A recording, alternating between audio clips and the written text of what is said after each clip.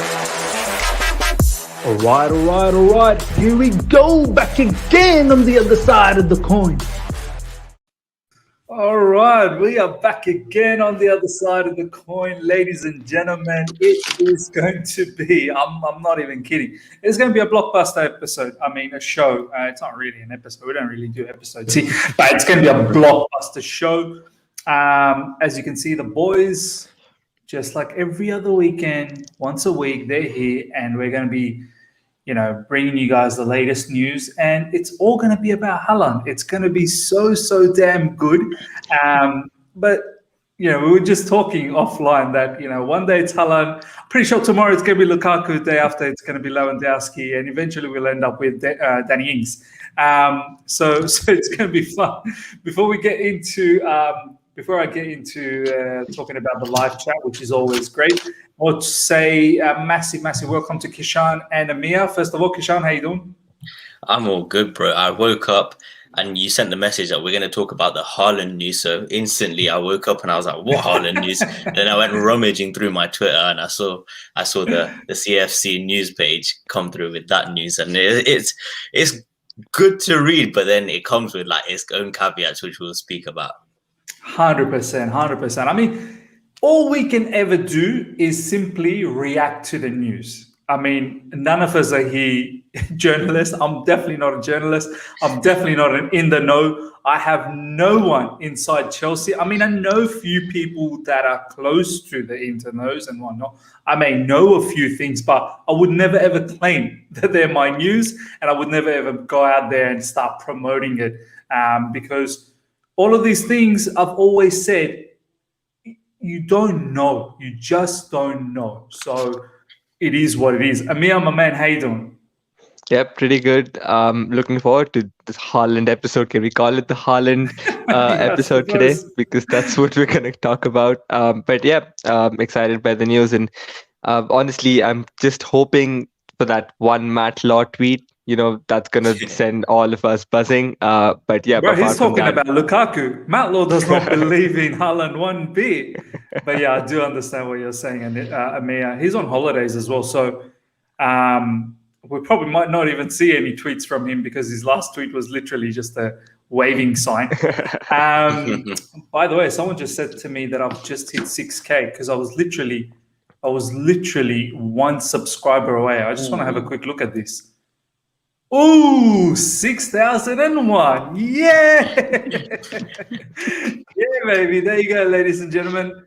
We're going to celebrate not just the Haaland news. We're going to celebrate the fact that I've just hit 6,000 subscribers.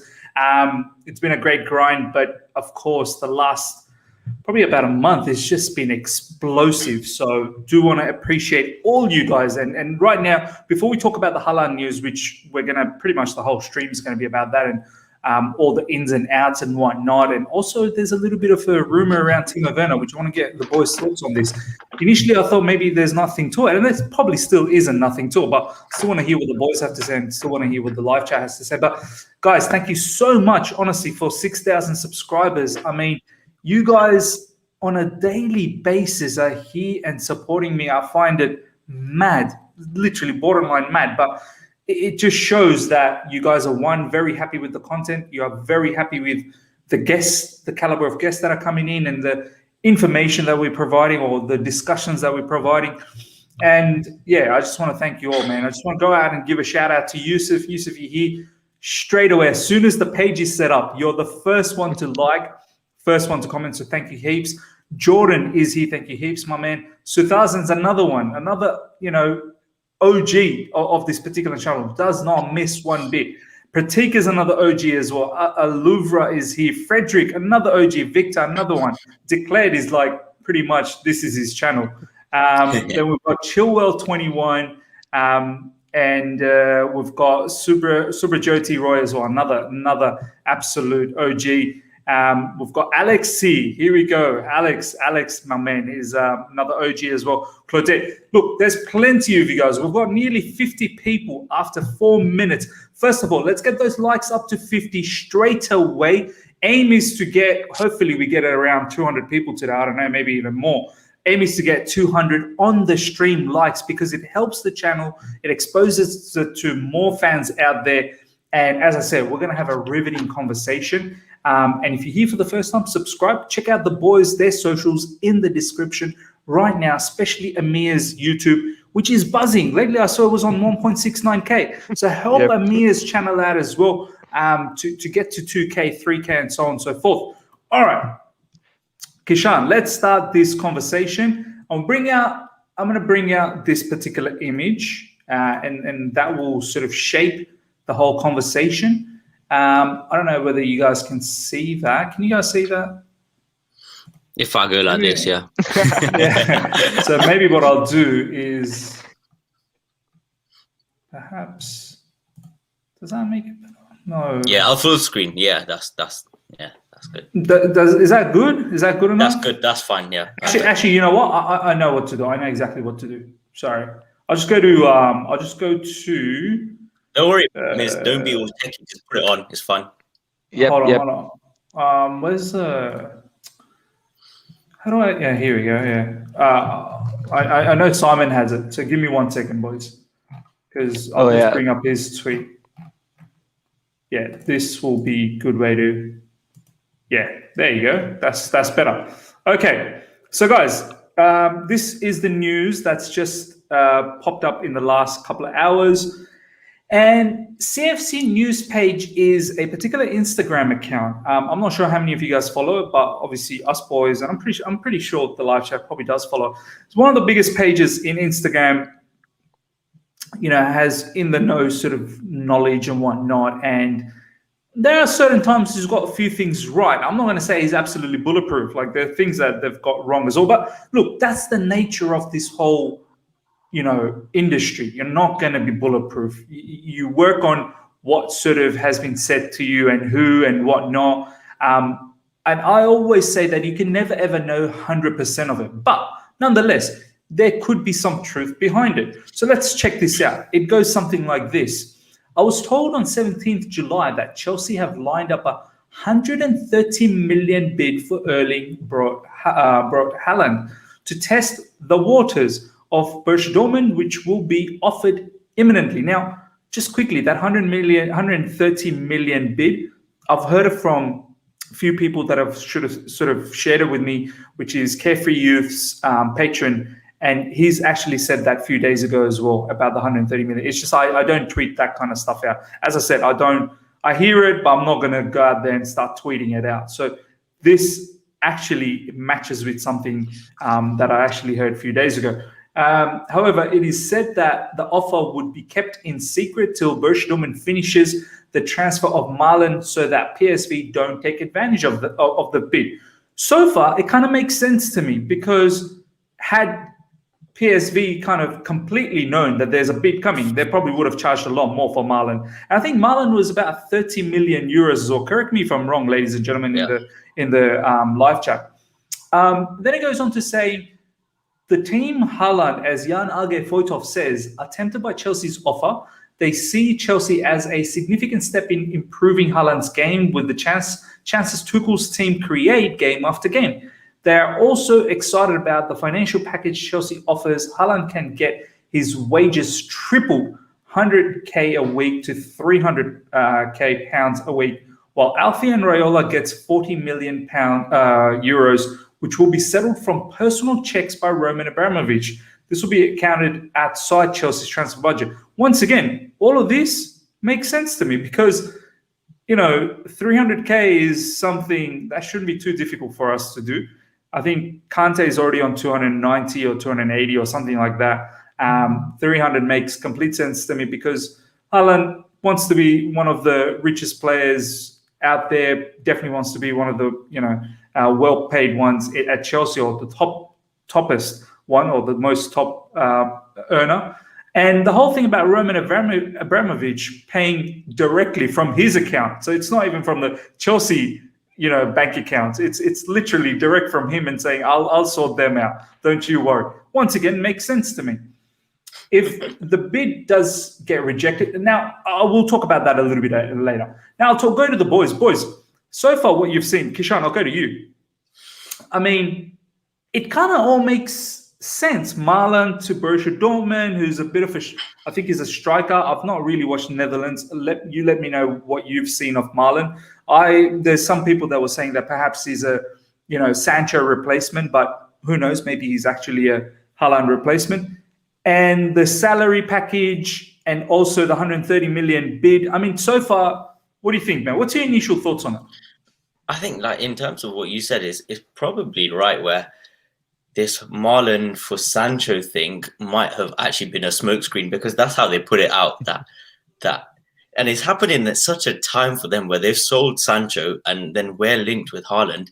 So it's literally come at the perfect time to use us as a smokescreen. They've got a really good deal as well. 30 million euros. And now if they were to get the money, they don't necessarily need a replacement urgently.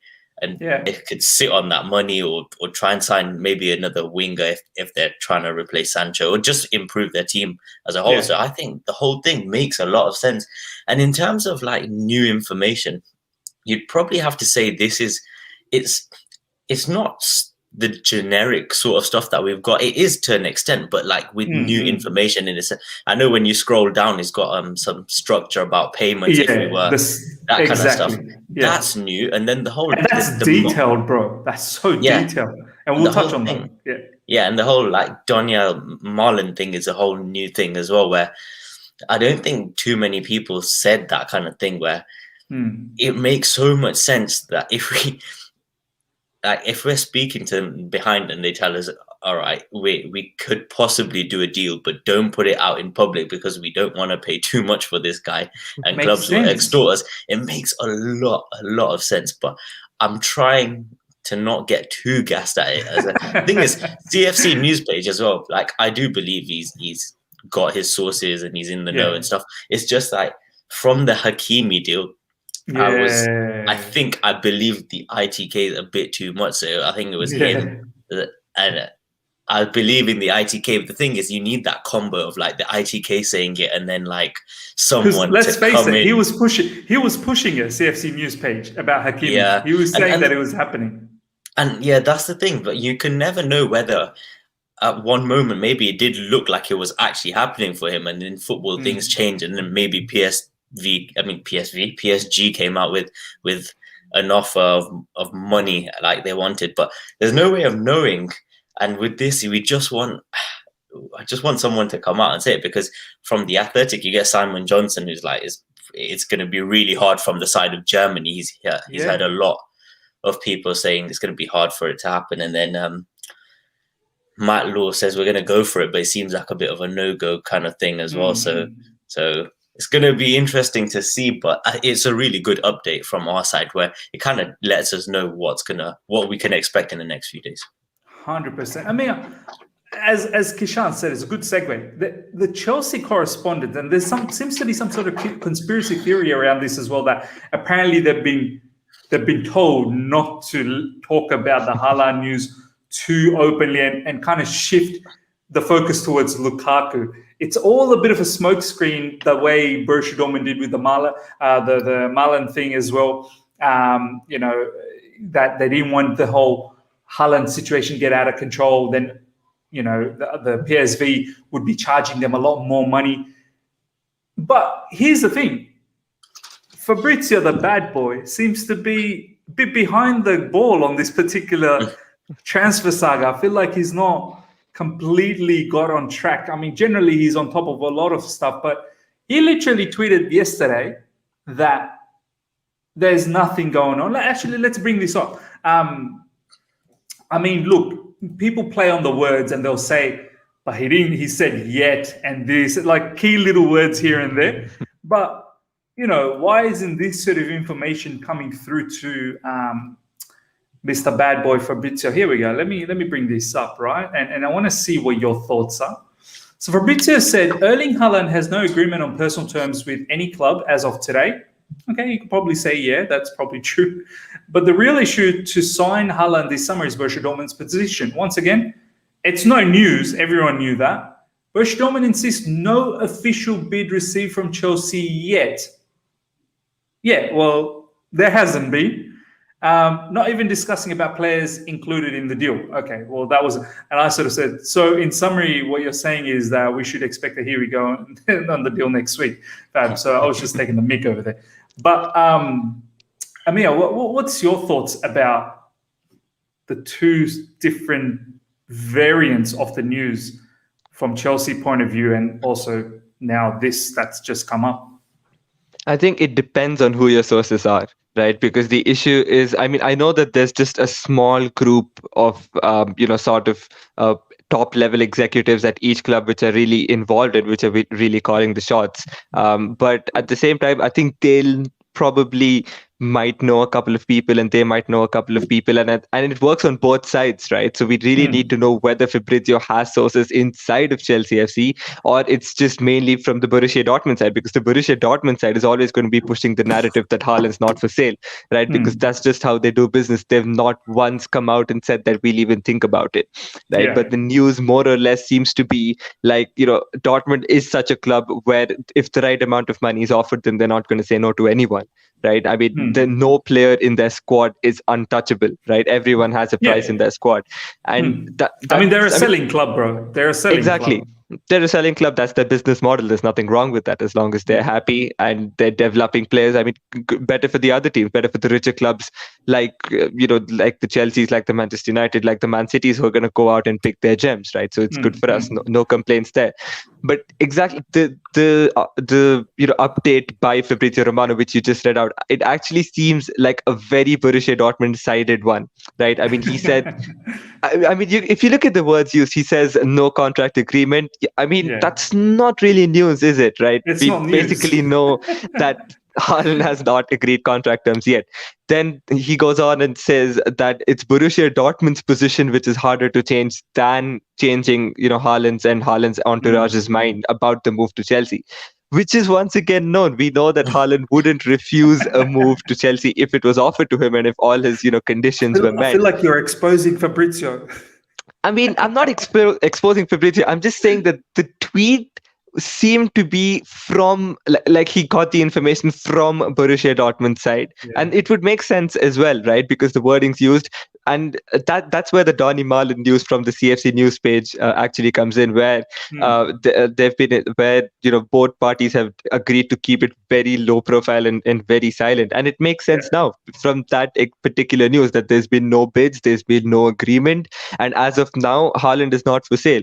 And I think the second we see Donny Malen holding up the Borussia Dortmund kid, that wording is probably going to change. So I think that there probably is some stuff going on in the background. It might not be as advanced as getting a here we go next week, like how you commented, of course, but it could be in the works. And if it all works out like we hope it do, fingers crossed, of course, then this is really the first positive update that we've had in months, because it's been so long into the transfer window and we have had no concrete sort of transfer story. But that's how we move, like that's how we roll. Within 48 hours, he's already holding up the kit, and we've just gotten the here we go 48 hours back. That's I mean, we saw it last season, didn't we? The ZH news especially, there were no links whatsoever with ZH, and then all of a sudden they just come out and say Chelsea have signed ZH, and then 2 days later he's like, yep, I have an agreement with Chelsea. I mean, that's just how we roll, right? So by the way, the whole ZH thing, I don't know if you guys remember, I'm not sure if Kishan followed me back then, but Ameya, I know you followed me back then. Yep. I actually had Kishan. Do you remember, Kishan? I used to do those GIF threads, the GIF analysis. Like I used to have these GIFs. Nah, that was a bit before my time. Yeah, I remember though. I mean, you remember, Ameya?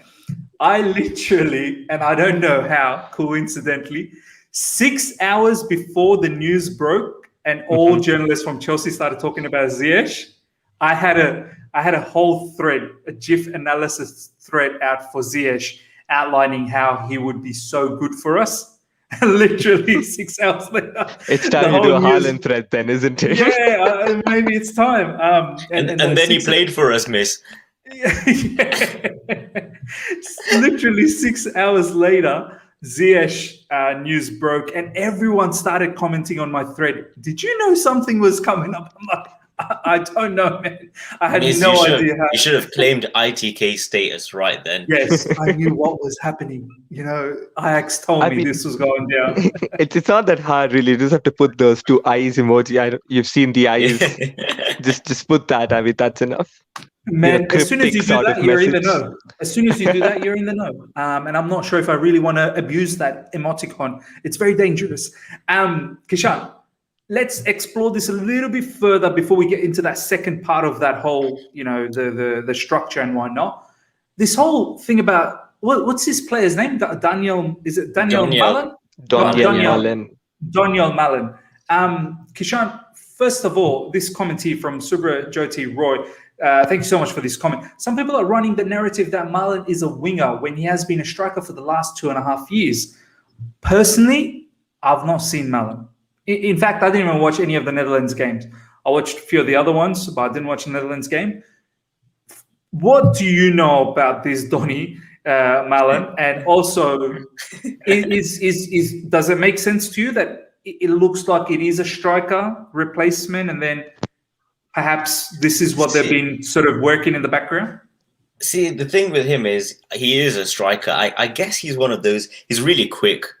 So that's where the whole winger thing comes in. He might have played on the wing. I'm not too sure. I don't follow the Eredivisie like that. But the thing with a lot of people, what they've been saying is that Marco Rose, the new BVB manager, actually likes to play two up top.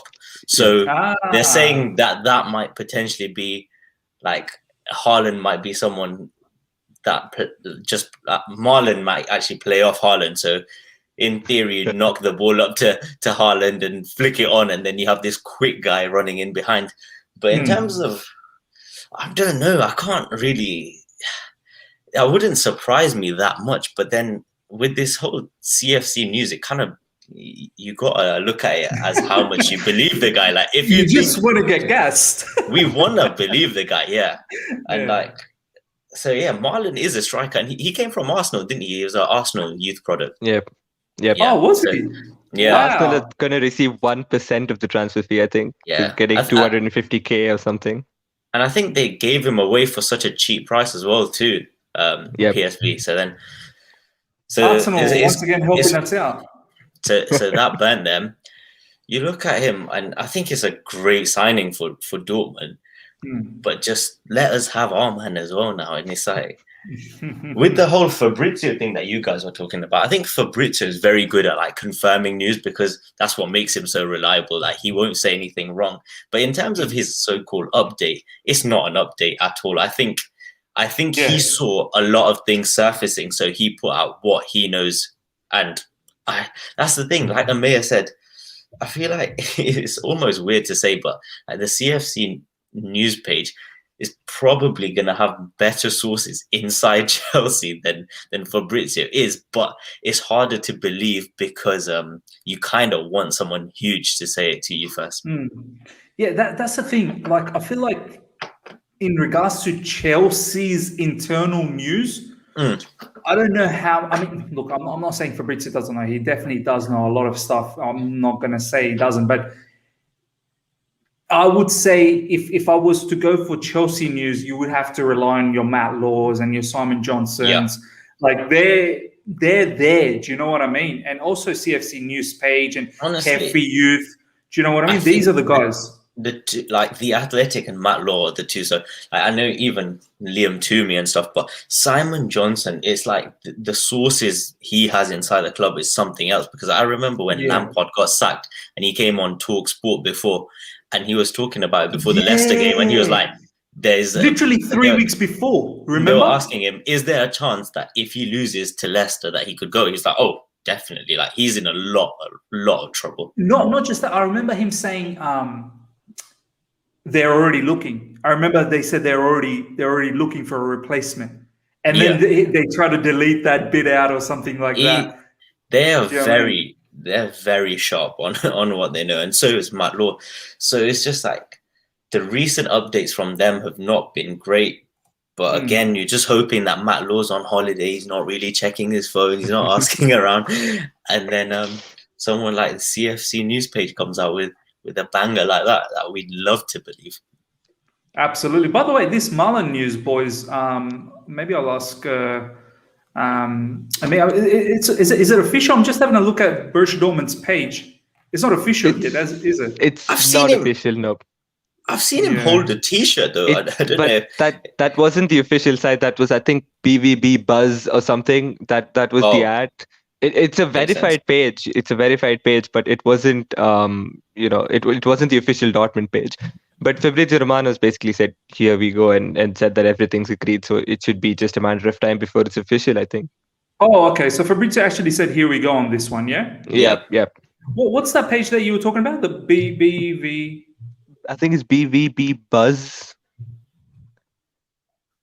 Yep, that's the one. I think I saw it on this page.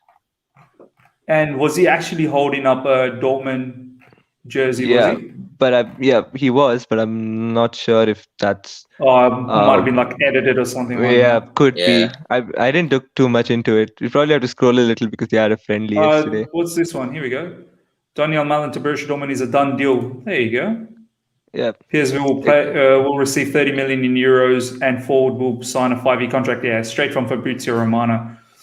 Okay, well, the bottom line is that this is a done deal. All right, let's look at that next bit of the whole transfer thing before we get into other parts of this, because this comment is quite interesting from Claude. It is something that I've actually touched on.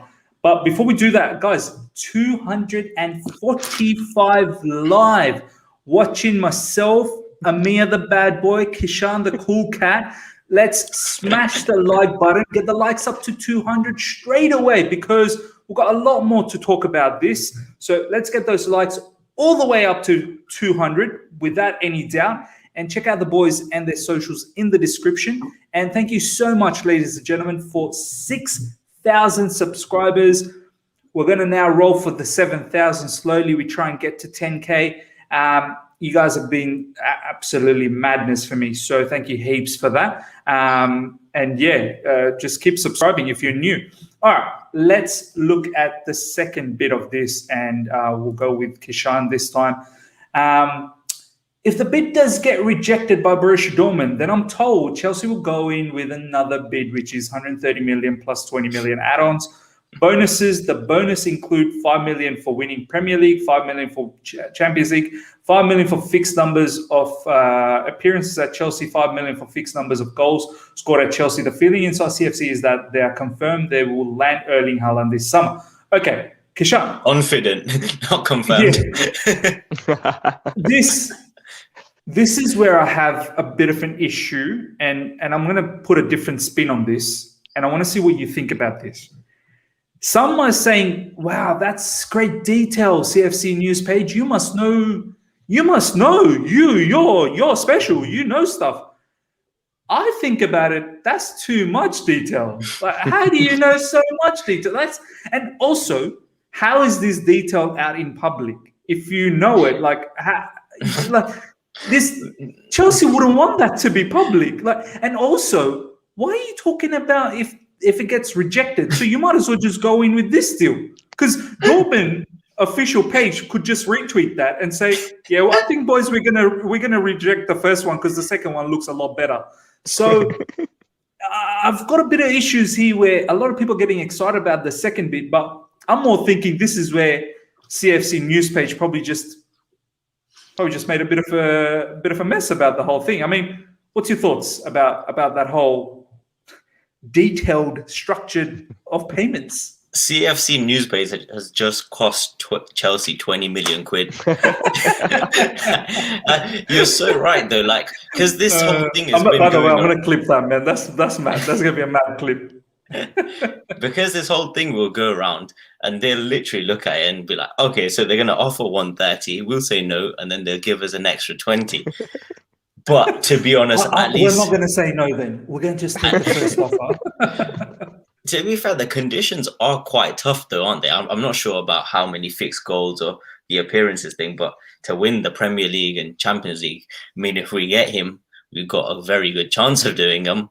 But I still think those bonuses are very out there. You still need to achieve, and the whole thing with those bonuses is we want them to happen. So That's the kind of stuff. Yeah. Even with like Havertz, like, if the bonuses are winning the Champions League, you're not going to feel bad for winning the Champions League and giving them their 5 million. So I'm all for that. But like you said, it does seem like it's very detailed, and you're like, oh, how do you know that? But I think you don't know that. That's the thing. You don't know that. A page that big though, Miz, I can't really see the CFC news page putting out something that he wouldn't know. I think that structure, it could even change. So I think that might have been discussed or with him or something. But maybe who knows? Maybe Chelsea are not that dumb. Maybe that could be a smokescreen for something else. They're saying like that one thing and they're doing something. It's actually, there's no way of knowing. So I think for now, I'm happy at the fact that it's more detailed. It might cost us in the long run 20 million quid, but it's not our money. Ameya, I want to get your thoughts as well. I can see some commenting, but before I get into that, first of all, thank you so much for the super chat. See, Chelsea only leaks what they want leaked. It isn't coincidence. CFC page also leaks lineups consistently. Look, there's a big difference, I feel, between lineups and transfer news, man, because lineups are not costing you financial, there's no financial implications, whereas a transfer, like literally this leak, whether it's true or not, I mean, if we take it as face value, Dortmund admin is quite available in football Twitter community and also in Instagram. So do you not think that they're looking at this and second offer kind of looks interesting to us? We may opt for that one. Or they may even say, nah, you know what? I don't like any of this. Like, I want straight up 150 million pounds. That's what we want. I don't want any of this, bonuses. It may not even happen. I want proper 150. So look, I don't know. Lineups on the other side is there really any financial implications around leaking lineups? And literally it's coming up an hour before that. And let's face it, man, these clubs, they know too much inside details about other clubs as well. So they know what other clubs are lining up and whatnot. They've got all insiders working for them. They know. Look, Bielsa had detectives looking at Frank Lampard's team at Derby in training. So, lineups is not one of a huge thing that, how the hell do they know lineups? Like, that can be known, because I remember looking at All or Nothing for Man City and also Spurs. And I don't know how much of that is, I don't want to base it as a precedent, but lineups are literally done a day, 2 days, well before. Previous night, yep. Yeah, like they actually sit down. Say the game is on Wednesday, the lineups, they already know in their head by probably Monday or Tuesday morning. So I wouldn't be surprised if that kind of information is out there. Do you know what I mean? Ameya, what's your thoughts on this particular super chat and the financial implications that you saw the second part? I mean, how do you sort of take that? I mean, I suppose we have to take the details of it with a pinch of salt, because honestly, right, it's not that simple. I mean, if you've seen how contracts are, especially like in football, right, they're like 100 pages thick. They're like a full novel with all the contracts, with what to do in every single situation. The clauses and everything. Exactly, with all the clauses, what to do in every single situation. Even the 130 million bid, right? I mean, we don't know if it's going to be straight up cash now or whether it's going to be paid over a period of time, because that's what United are apparently doing with Sancho as well. And that's what Arsenal did with when they signed Pepe from Lille a couple of seasons back. So I think that, so we don't know what exactly it is, right? We don't know the exact the pennies or the exact amount, what the clauses are, or how much we're going to pay straight up or whatnot. So I think that the details bit, I mean, I'm not saying he doesn't know it, of course. I mean, he could very well be knowing it, but the number of people who know these kind of details, right? It's just the people who are involved in the deal, especially every single detail. I think it's just the people involved in the deal. I mean, even internally, right? If you look at the Sancho situation last year, I mean, Dortmund basically said that, okay, fine, we're going to be willing to let him go for this amount. And then United were unwilling to meet that. And then they said that his contract expires in the next season, right? So you're going to be forced into selling. And then they had already extended the contract by a year, like 6 months before the transfer window opened, and no one had a clue. Neither did Manchester United, which is why they had to wait for this summer to get that deal done. So there's a lot of stuff that happens behind the scenes that we don't know about. And there's a lot of players that are talked about, like just, talked about, or we've had scouts watching such players, which doesn't come out. And that's normal, right? That's just how football works, because there's just a few top level executives who know this sort of information. So I would personally say, I mean, I don't want to doubt his credibility in any sense, right? And I'm not in a position to do that because I have no sources of myself. I'm just a fan like everyone else. But at the same time, going into such extreme details, especially, before the first bid has already been placed, knowing the details of the second bid, and, exactly like 5 million for Premier League, 5 million for Champions League, 5 million for this many goals, 5 million for these many, appearances for Chelsea. I just feel like that's a little bit too particular for me. I'm not sure how reliable that's going to be. But if it is, I mean, I don't know. We just have to bow down to him. When I would have believed it, had there been a 5 million bonus for banging in a hat trick against Spurs. Then I'll be like, that's spot on. That's bang on. Do you know what I mean? But yeah, I completely understand what you're saying, Ameya. I mean, like that type of level. But there is some credibility in terms of the whole 135 million, because that has been floating around. And as I said as well, Carefree Youth, who runs a Patreon, and so the guys that are another source said it as well, didn't they? Football Insider, I think that was the site which also reported 130 million pounds. So I'm not saying that the news of the bid or us preparing the bid or us keeping it silent is fake, but I just think that the extreme details that he went into, I would take that with a pinch of salt, and that's okay, right? As long as we get our player, I don't care how much you pay. So. Exactly right. And this comment here from Sumit Garg, spot on what we've been saying. 130 million figure has been reported by two to three accounts now. Maybe there's some credibility to it. Yeah, I think there probably is. When you got a few people talking about it, there definitely is. The other factor that I wanted to bring out before we talk about the Roman factor about agent fees is Dortmund difficulties. Guys, you would have seen, by the way, we've got 288 people. We've got nearly 300 live. Smash the like button, get those likes up to 200 straight away. Guys, I've said this a few days ago where ESPN were doing a show and Jan Age Foytov was there, and Jan Age said that Bundesliga has suffered majorly due to the pandemic.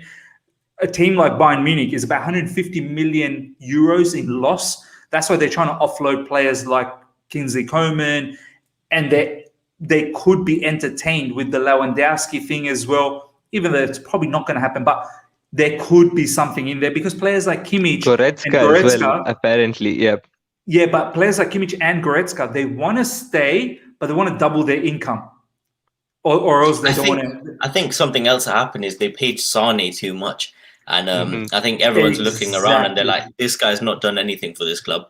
And we've done so much, and you don't want to give us what we did, what we think we deserve.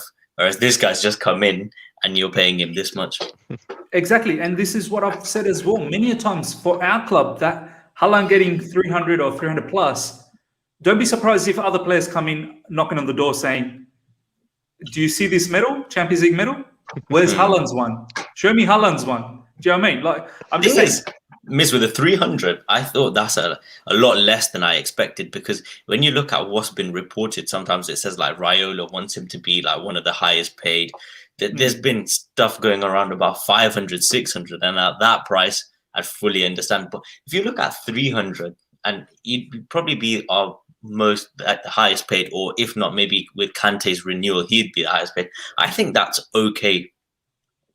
Yeah, but you are right about the medal thing then, because then you've got players that literally play for us saying, we've already won this and we need been like quite important to an actual win. This is all stuff that's going to happen in the future. Yeah, before you know it, Kishan, all of a sudden the base salary, which was, let's say, I don't know, 100K, I'm just throwing a number out there, all of a sudden the base salary becomes 180K because everyone wants to get bumped up. And that's how you have this trickle effect, which we may not see this season or the next, but down the track you start seeing, unless someone like Roman just says, clear the books, here's the money, just clear. Do you know what I mean? So we do run differently than other clubs like Bayern Munich and all. They don't have like your Real Madrid, your Bayern Munich. They don't have a mega owner like Roman that can just, pump in cash from his own pocket. And also with financial fair play being relaxed, you can do all of that stuff.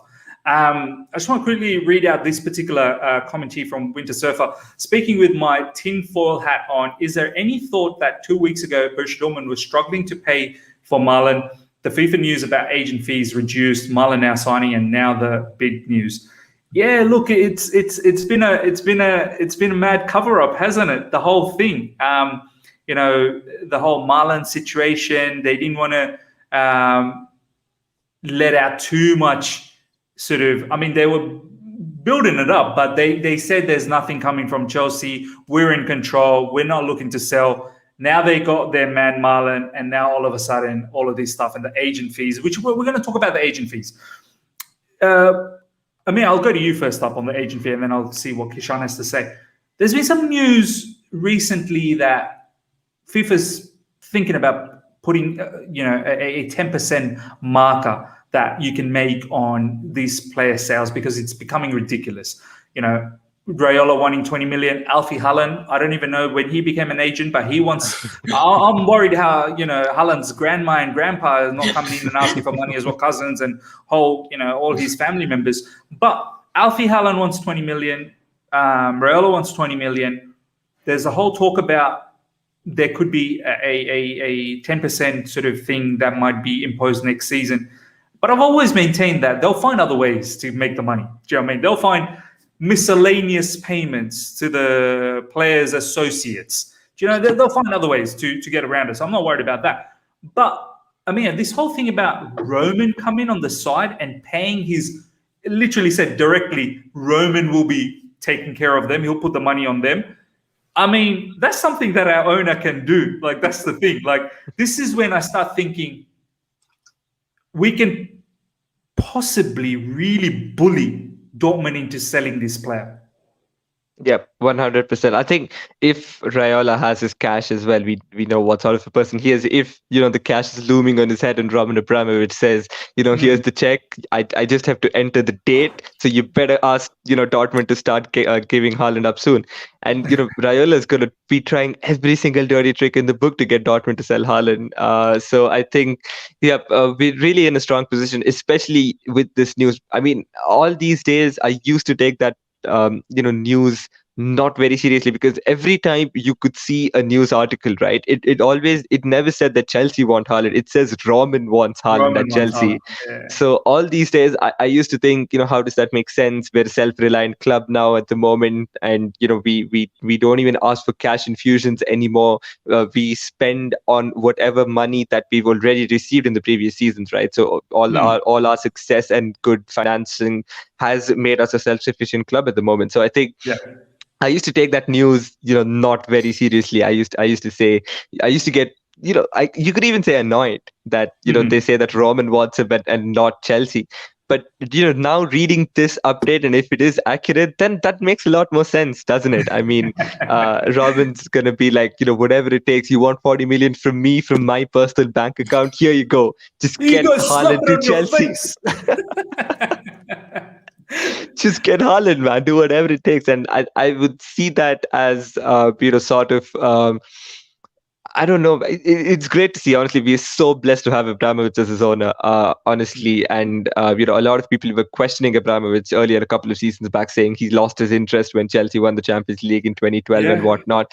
We've just won the Champions League for the second time, and he's willing to spend 40 million out of his own personal bank account just to finance a player at Chelsea who's gonna, it's basically Abramovich isn't going to get anything out of this deal, right? I mean, obviously, we win, we get the money, but usually speaking, the money, the prize money, it all goes to the clubs, right? So personally, Abramovich isn't going to get anything out of this, but he's still willing to spend 40 million euros just to get a player. I think, I love it. yeah, we're blessed. We're honestly blessed. And hopefully this news is true. And hopefully, so, it doesn't count to adding on the player's value. So the deal won't be 170 million. It will be 130 million in Chelsea's books. And the 40 million which Raiola and Alfie Haaland want will come from Abramovich, which is a different source altogether. So that helps in FFP as well. So, I mean, if true, that could be fantastic news, and blessed. Honestly, we're blessed to have Abramovich as our owner. Bro, that part makes total sense to me that he could do that, because, as I said, we are run so differently than other clubs financially that, Roman could do a madness like that. And I'm so glad that he's got such belief and still desire for this club. And he must be buzzing this time around with all the youngsters that we have. And this is a great news. Thomas Tuchel has been voted Germany's Manager of the Year. Congrats to the main man. Can't wait for next season. Thomas Tuchel, best German manager. I mean, undoubtedly. He'll probably end up being one of the best in the Premier League as well. I mean, I know Pep Guardiola's there, but he's got a three-peat on Pep Guardiola. It's just a shame that he couldn't beat Sam Allardyce. That really does bother me a little bit. But Kishan, he really said Big Sam in that interview as well, didn't he? I remember He'll be back. He'll be back this season when someone's gonna go down. We'll beat him this season. Don't worry. Who are the ones that are promoted, by the way? It's Brentford, Watford, Norwich, and Watford. Yeah, I could see Watford. Or maybe a Newcastle or someone. Sam Allardyce is going to come back and he's going to try and score 3 points off us at the end of the season. Probably screw us up as well to get the title.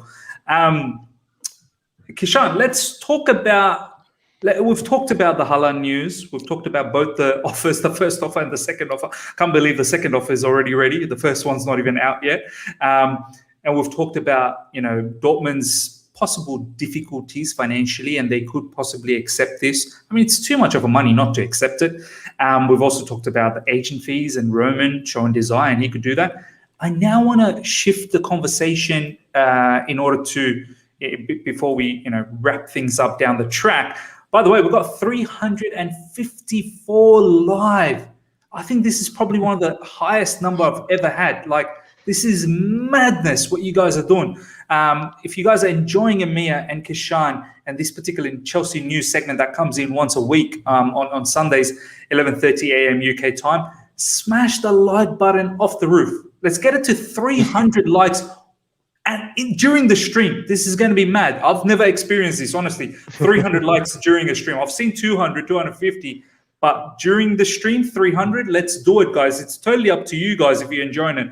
And, if you're here for the first time as well, subscribe. We are now chasing for 7,000. We hit 6,000 in this stream, literally in the first minute. So thank you heaps for that. And check out my boys and their socials in the description. Follow them, especially Ameya and his YouTube channel as well. He's doing madness there too. All right, Kishan, I don't know how much this is true, but I've now heard this from many different areas, especially, I mean, I don't really take ESPN too seriously all the time, but they've said it a few times. Dean Jones from Terry Fleur's YouTube channel was the first one to say this. Dean Jones said that a player like Werner could take this whole Haaland thing a little bit. I'm not sure if I totally fancy this. Obviously, it's great for Chelsea, great for us, but he's probably thinking, and we've talked about this a little bit, Kishan, that players like Ziyech, that you always like bringing up, like, do you know what I mean? You like bringing up, not me.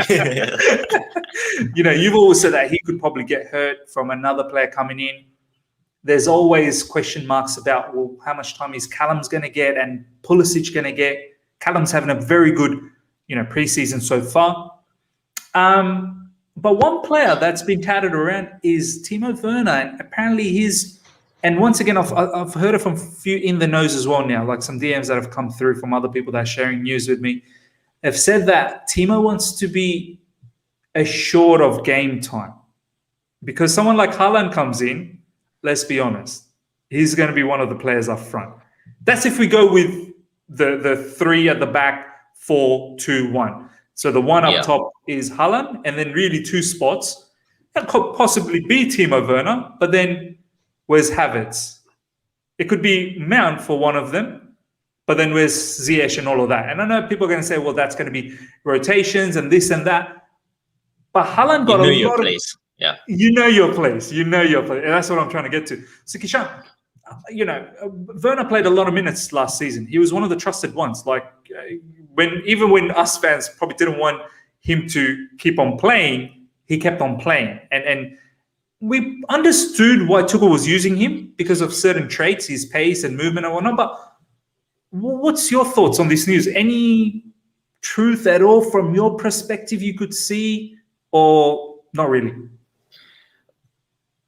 From the sources that I've seen, like the latest one I saw was like Sun Sport and stuff like that. So I can't really say I've seen it from great sources, but if you're saying you've heard it, then there might be something to it. But then I think like he's just been away with Germany, and like he's just literally reported for preseason the other day. So I very much doubt it's going to be true, because I look at someone like him and you'd expect improvement as well. We were talking about this last week.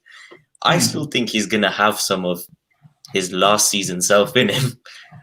But like we said, I can't imagine how all of a sudden he just bangs in the goals. Do you know? At the same time, Miz, you look at like even at the Euros, he didn't get great amount of playing time, but when you played against England and Havertz slips him through for that one-on-one, did you really think he was going to score? And it was like a really, really good chance. So I still think he's going to miss a lot of big chances for us. But then again, I don't feel like we can forget like the stuff that he did for us last season. And in terms of his runs, the nature of his runs is like the quality of them is so good. So I think with another striker coming in, that could benefit the other striker. Maybe the other striker could benefit Werner a lot.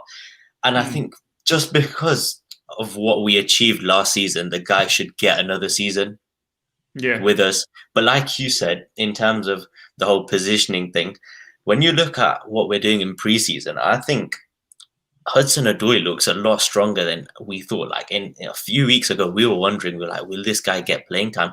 Now I'm wondering. I think he might actually. But apparently, physically, he's coming back like to his pre-injury days. That's brilliant to hear as well, because he's someone that I've never really doubted. Like I've always loved the guy, even in the right wing back position. Like if you want to play him there now, I'd be happy with that. And Pulisic, I think Pulisic is someone who's going to benefit from a full preseason as well. I think he was saying this. I think some quotes came out earlier today about Pulisic talking about the benefits of preseason. So he's going to be in great shape as well. So it's going to be very, very tough for Werner, I think. But at the same time, I think Tuchel really, really likes him, and he understands what he can bring off. Because you look at games like Manchester City, and there's some games where Werner's not necessarily that effective, but against teams like Man City and Liverpool, Tuchel understands that this guy, like, we don't necessarily need that much of the ball, but when we get the ball and we hit the channels, we get Timo to run, that's where a lot of our chances come from. And you can't forget how many chances this guy had in the Champions League. Do I think he'll get better at converting them? I can't even say I'm that confident with that, but he keeps getting there, and as long as he keeps creating for others, getting penalties and stuff, it's hard to argue against him. But he needs to up his goal output. I'd love to see him up his goal output, because we thought we were getting an elite striker, didn't we, last season? Well, I've said it many a times in this stream. We are in this predicament of searching for a striker is because he didn't bang in the goals. Because had he banged in those goals, apparently he missed 19 big chances. Had all of those, 50% of those gone in, we wouldn't be in this conversation right now. We would be happy with with Werner and whatnot. Ladies and gentlemen, this is the latest that's come out from Romano. Fabrizio Romano, are you watching our stream, my man? You've literally just tweeted this a few minutes ago saying, first part of the paperwork has been signed for Daniel Malen, moved to Borussia Dortmund. PSV will receive 30 million. I mean, it's interesting how it's all sort of falling into place now. Everything, all the puzzle seems to be falling into place. Let's see what happens. Once again, thank you so much for this super chat. CFCNewsPage update. Check his Instagram story. I literally had a quick look, but yeah, Kishan, you're the Instagram master. So do you want to let us know what's happening there? Because I tried to check that. I couldn't see what was new, but I'm sure Kishan will be able to tell us. Meanwhile, Ameya, what's your thoughts on this whole Timo Werner thing? I mean, let's face it. Haaland comes in. Werner's minutes could get compromised a little bit. I mean, Havertz is being touted to play just behind Haaland. Mount, I can't see getting dislodged. He should play predominantly most of the matches. Ziyech and Callum, as Kishan said, Callum looks like he could possibly get a bit of a run in, and that means even less of an opportunity for other players. Then there's the Pulisic. I mean, for me, Werner comes across a particular player that he does probably want to play a lot more. He wouldn't be happy to just play 50% of the time or 60% of the time. It'd have to be at least 80%, and then, we'll see what happens. But there is the factor of that Donny better be putting the chances away. That's why we're in this predicament. But yeah, what's your thoughts on this? Whether he's concerned or not? I mean, I don't think that's true. I mean, you could see, if I can make the comparison, it's sort of like how reporters came out and said last season that Mount was unhappy with Kai Havertz signing. I mean, honestly, it's not at the same level, right? Of course, Mount is a lot more. He's born and bred from the academy. You can see that he wants to make it here. I know all that stuff, but it's similar, right? I mean, if you're signing a player in a particular position, the current players already in that position are going to feel, unhappy, if you can use that word. But at the same time, I don't think it's enough for him to cause a ruckus. I think he's here on a long-term contract, and personally, he seems pretty happy, right? I mean, he enjoys the chant. And Chelsea fans seem to love him, and they love that chant. I mean, the crowd will help him. Exactly, the crowd will definitely help him. And he himself said it when there was crowd right at the end of the season that has helped him a little bit as well. So perhaps it might help him, yeah. Exactly. And he loves it when his name is sung. I mean, there was that video of him dancing and stuff like that also, right? So exactly. And the Chelsea fans seem to love him. And I think that he is a great player who could, impact our attack next season. Probably not as much as this season, and probably won't feature in all of the games, but that's Tuchel's headache, not ours. And at the same time, I don't think he's going to force a move. I don't think he's going to badmouth the manager or anything in public. I think he's just going to go about his business personally.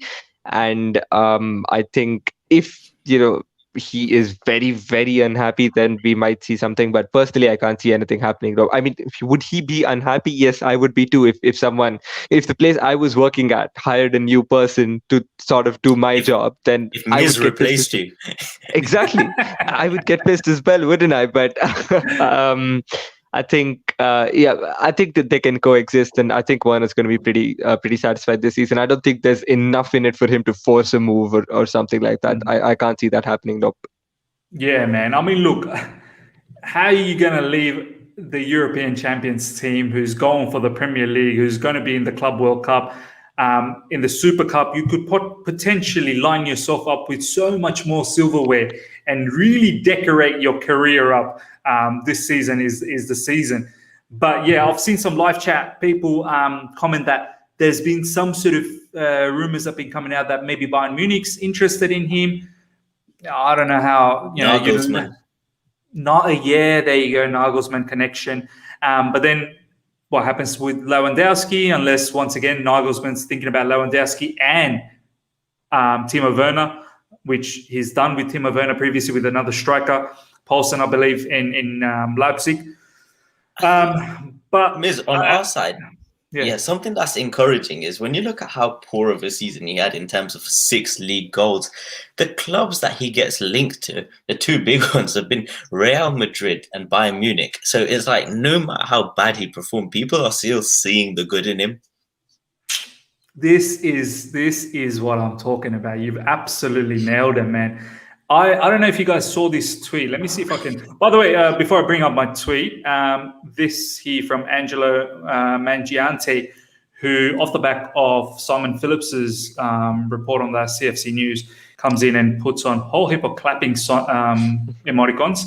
I mean, this guy is quite reliable, isn't he? I've seen him talk about certain news, which is the update as well from the CFC news page is a bid to test the waters is most likely done to check the reaction of the other team. Chelsea are pretty confident that BVB won't be accepting the 130 bid, and the magical figure will be the 150 follow-up.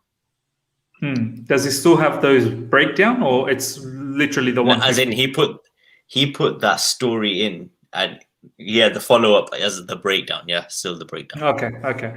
I mean, that was always the fantasy offer. I remember Jan Age Foytov was talking about the fantasy offer in ESPN, and the fantasy offer is 150 million. So was that not in euros, though? Was that not in euros? Nah, pound. He said euros, but it's actually pounds. It's actually euros. So 150 million pounds is 175 million euros. And that was always the conversation from the get-go. He did say euros in ESPN, but he then later corrected that was actually pounds. So, I think the Dortmund camp and also the Haaland camp had always known what was going to break, this whole situation. And it was that 150 million pounds, and looks like Chelsea's working towards that. Going back to the whole, the Timo Werner thing. Let me just bring up. I tweeted something. I hope I don't have any image there because I don't want to.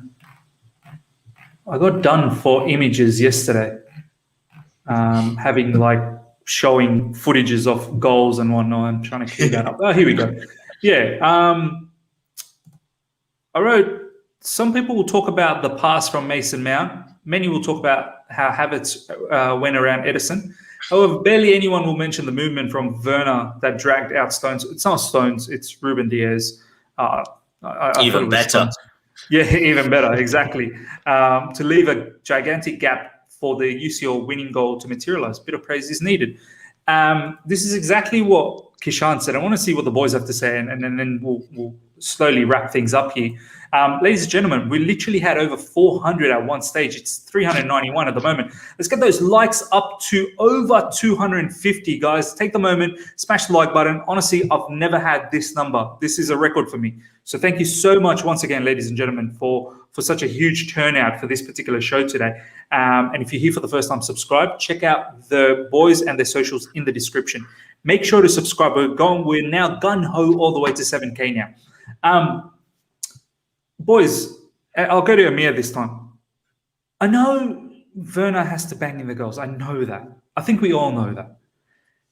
But sometimes we slander him and thrash him so much that we forget to praise the thing that he does. And as Kishan said, there are actually clubs out there that value those things a lot as well. I'm not saying they don't value goals. Obviously, you value goals. You have, at the end of the day, that's how you win games. But there is other facets that does make this player exciting. The movement, the work ethics, attitude, never drops his head. I mean, let's face it. I think 12 or 11 assists this season. On top of, I believe, in all club competition, maybe around 10 goals. I don't know. I could be wrong. All up 27 goal contributions, something like that. Goals and assists.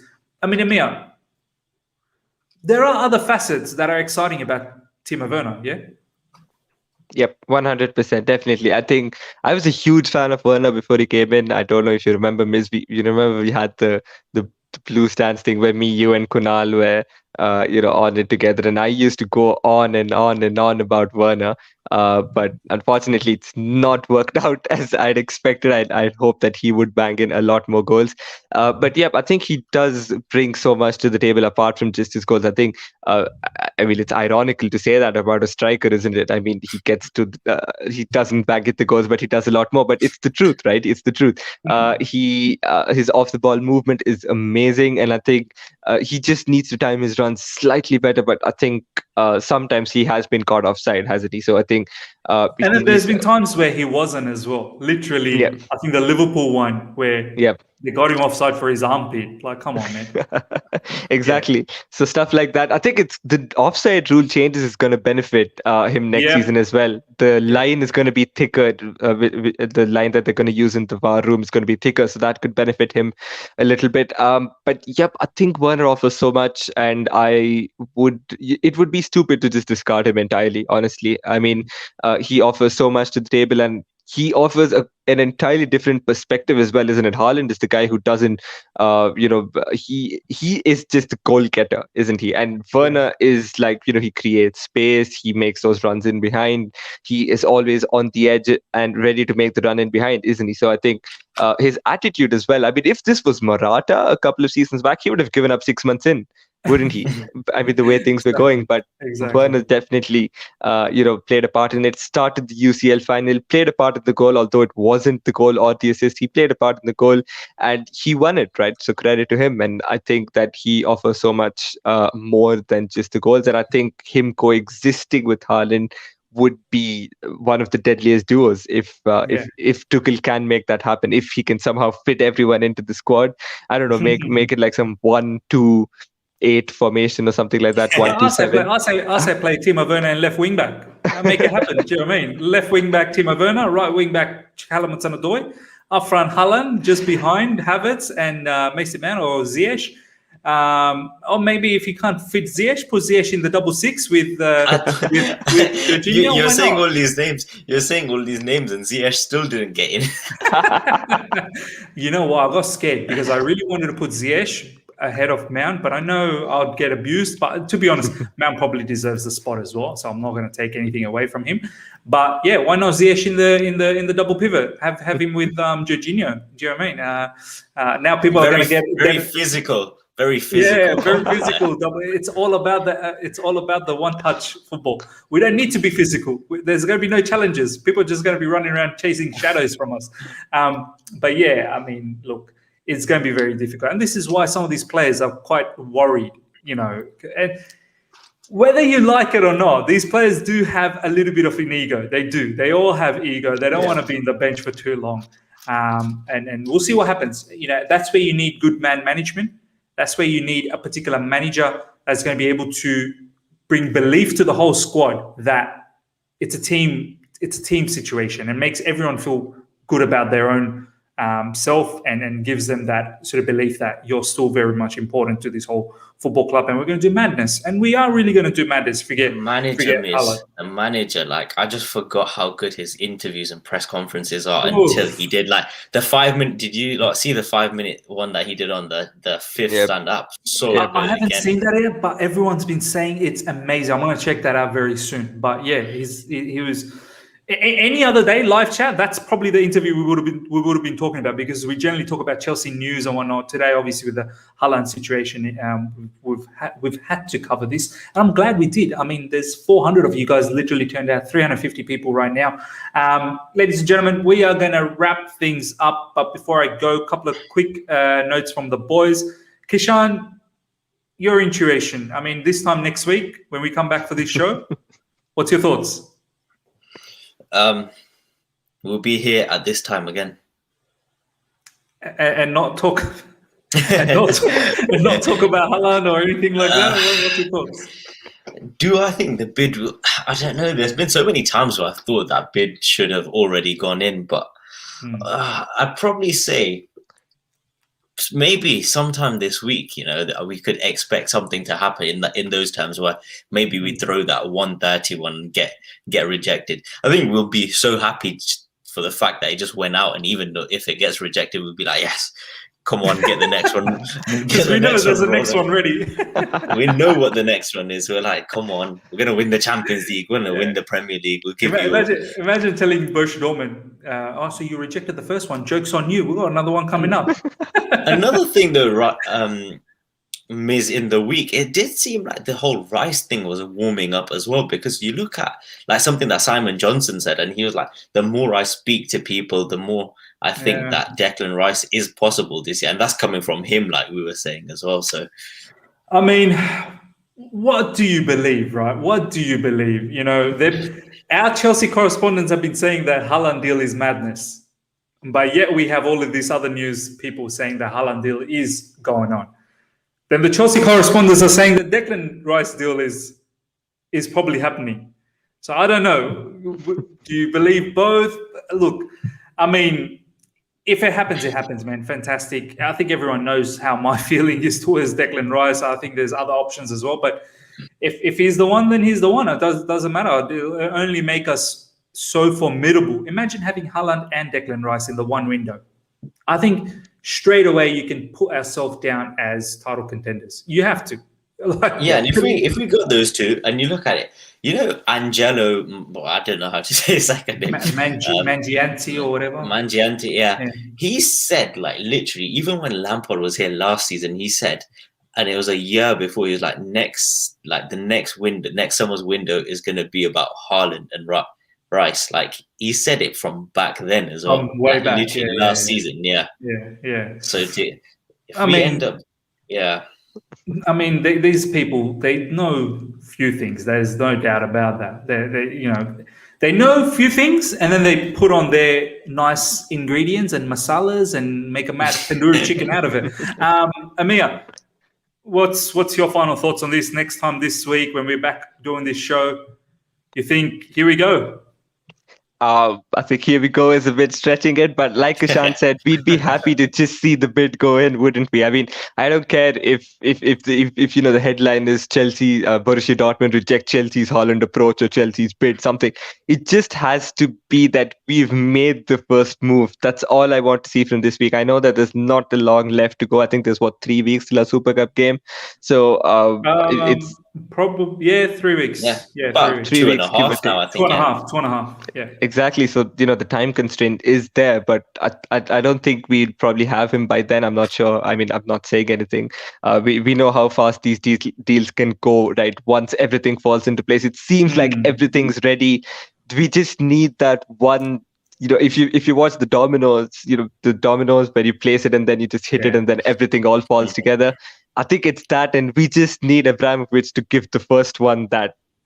I'll tell you how the whole domino effect will probably get triggered even more if we see sometime this week that Tammy is being sold. If that happens, I think the Haaland within 24 hours you'll see Haaland's happening. Either way, if Haaland happens first, I think within 24 hours Tammy is leaving. And the Tammy to Arsenal thing seems quite warm right now as well.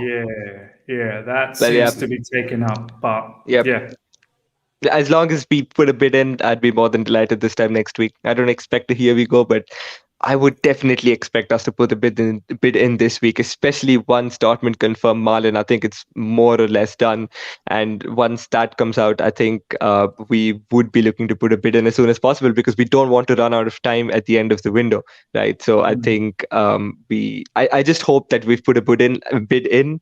I don't care if it gets rejected. Like you said, we have the second one already, ready and prepped to go. So let's just put a bid in this time and let's get rejected this time next week. So I mean, if that really does happen, and then I would worship CFCNewsPage, honestly. Like if we put a 130 million bid and then Dortmund rejected, and this time next week we start talking here about the 20 million add-ons, aren't we? Yeah, man. If it all what do you think? What do you think when we come back next week? Man, he already replied to Fabrizio, didn't he? The here we go is coming back. Yeah, I said so next week. Here we go. I said to Fabrizio, look, it's so difficult, Kishan, man. And I'm waiting on a particular tweet that I want to do, Kishan, which is a lot of people lately have been saying, oh, if you believe the Chelsea correspondents on everything, then you need to believe on everything that they say. And so far, what they've been saying is that Chelsea's not signing, looking to progress on that front because, as Matt Law himself said, it's absurd. The whole situation is absurd. The transfer fees are absurd. The agent fees are absurd. The wages are absurd.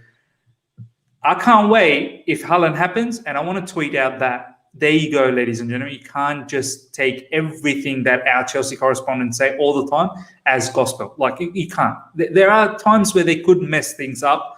Not mess things up. It's just the nature of the industry. Do you know what I mean? It's just the nature of the industry. All I'm going to say, Kishan, is that I've always had this understanding that Haaland is not even a club, not even a Tuchel. It's a Roman signing. Like, there was articles on this way before this even materialized and became a thing. Do you know what I mean? And the thing is, that's when I started thinking that maybe Chelsea will get him. Thing is, like, these guys, like some of these reporters, like Simon Johnson, they've never really denied that we'll make an approach for him. So technically, this 130, maybe even this 150 is still an approach. They're saying that it might most likely get knocked back by Dortmund. But another thing that Simon did say, he was like, I find it very hard to go against like Roman Abramovich. Like, if he wants this to really happen, and it's similar to what you're saying as well, like, if you think it's really, really coming from him, and it does seem that way, then like he's one of those people that does get what they want. But I've said it all along, bro. If you're the owner of something and you want something, you're gonna get it. Do you know what I mean? Like, I'm the owner of my place, and I always say this, and this analogy could be a bit strange, but I'm the owner of my house. If I want the best furniture, even if my wife says no, I'll probably end up getting it. I hope she's not listening. But on the other side is there's no one holding that furniture from you, saying that's the thing. That's the thing. And that's the analogy coming into a bit of a comes into the mud. That's where it goes a bit weird. But even if someone, let's say that furniture doesn't want to give that in, and I say, well, I've got more money than you. Yeah, how much do you want? Literally, put a price on it and let me pay for it. Put a price on it, let me pay for it. Unless this is a sentimental value, you don't want to lose it. You want to keep it forever. It's going to be cherished by you for lifelong. We know in this case, that's not the case, because that's not the case. It's going in a year. It's definitely going in a year. And going for less. So here I am paying overs. So, that's when I started realizing that, man, if Roman wants it, Roman will get it. All right, ladies and gentlemen, that pretty much wraps things up. Couple of things that I want to say before we close the shop here. Let's get those likes up to 300 straight away, guys. If you've enjoyed this discussion, the boys we've had in regards to Haaland's latest news, we've still got over 300 people, 310 people live. Let's get those likes up to over 300. This will seriously be a record for this particular channel on a live stream to get 300 likes. By the way, we broke the record last week when we did the Ziyech, not really a Ziyech show. Well, pretty much a Ziyech show. But it was the whole first channel is a Ziyech show. It was the first preseason game. We talked about it, and that clicked nearly, I think it's about 9.5K views, which is the highest. I've never had that. Previous highest was about 8.7K. So us boys, we've broken that record. Let's break this now, which is 300 likes in a particular stream, which will be unbelievable. Thank you heaps for the 6,000 subscribers. I can see the Bluetooth game. I might just bring that up. Thank you so much, Bluetooth game, for this particular note here. And the socials for my boys, check it out. The other thing, guys, I'm really sorry. Last couple of days, I have been promising that I will have another show later in the evening, UK time, 9:30. I haven't been able to do it, just literally due to tiredness and whatnot. But tonight, Sunday, 9:30, I do have the show lined up. The guest is lined up. I'm going to have the page lined up. We may talk about the players, the other big players that have been coming back to Chelsea training, the likes of Kai Havertz, Timo Werner, Antonio Rudiger, Matej Kovacic, Kante. These guys are all back. And also we may talk about some of the players, Pulisic and whatnot, and what their season kind of looks like, because all of these players, they've had some recent things to say in the Chelsea app. I want to kind of explore that with Jam. Jam will be in this particular channel. So do look out for that. That will happen. Declared, just to answer your question, I know I promised that I'll probably have a fans chat show very soon. Once again, really sorry I couldn't do it this weekend, but over the next couple of days, we'll have a live fans call-in show where I'll obviously host it and then bring you guys in and see what you guys have to say about everything that's going around Chelsea. And next season, I'm thinking about the way I generally do the previews and the reviews. 24 hours after the match, I may do an aftermath of the match, and I will allow the fans, you guys, to come in and present your thoughts and your feelings about the match as well. So I might have that show as a regular thing, so you guys are part of the channel a lot more. So yeah, guys, smash the like button once again and subscribe if you're here new. Until next time, see ya.